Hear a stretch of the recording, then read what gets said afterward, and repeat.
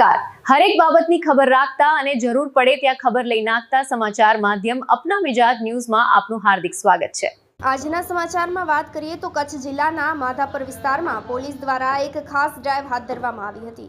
Madhapar police દ્વારા શહેરમાં traffic નિયમોને કડક બનાવવાના હેતુ સાથે એક વિશેષ ડ્રાઈવનું આયોજન કરવામાં આવ્યું હતું.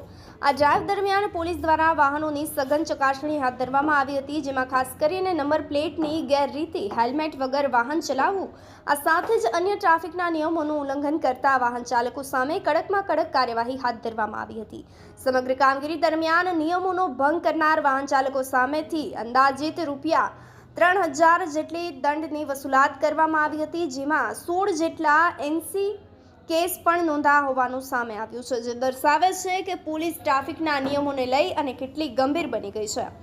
સમગ્ર ડ્રાઈવમાં પોલીસ મથકના PI AK Jadeja, head constable Siddharajsinh Jadeja, Madhusudansinh Jadeja સહિતના પોલીસ કર્મચારીઓ સક્રિય બન્યા છે.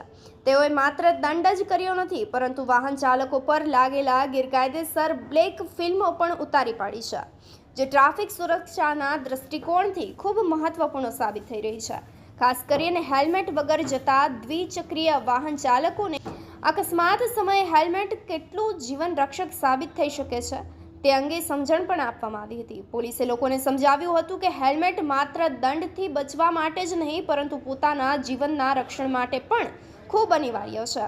આ જ સમયે તમામ વાહન ચાલકોને ટ્રાફિકના નિયમોનું પાલન કરવાની તેમજ મોટર વ્હીકલ એક્ટ હેઠળની જોગવાઈનો અંગે માહિતી આપવામાં આવી હતી. પોલીસે સ્પષ્ટ સૂચન કર્યું છે કે નિયમોનું પાલન કરવું દરેક નાગરિકની ફરજ છે અને ભંગ કરનારા સામે કડકમાં કડક કાર્યવાહી ચાલુ રહેશે. માધાપર પોલીસની આ પહેલ નિશ્ચિતપણે માર્ગ સુરક્ષા માટે એક મહત્વપૂર્ણ સાબિત થઈ શકે છે. આવી કામગીરીથી લોકોમાં જાગૃતિ વધી રહી છે અને અકસ્માતોની સંખ્યામાં પણ ઘટાડો કરવામાં મદદરૂપ થઈ રહી છે. દર્શકો, આપ પણ ટ્રાફિકના નિયમોનું પાલન કરો અને સુરક્ષિત રહો, તેમજ અન્યને પણ સુરક્ષિત રાખો. નમસ્કાર. આ હતી આજની મહત્વપૂર્ણ ખબર. આવા જ તાજા, મહત્વના અને સચોટ સમાચાર મેળવવા માટે અપના મિજાજ ન્યૂઝ ચેનલને હમણાં જ લાઈક, શેર અને સબસ્ક્રાઇબ કરો. સંજય જાની, અપના મિજાજ ન્યૂઝ, અમદાવાદ.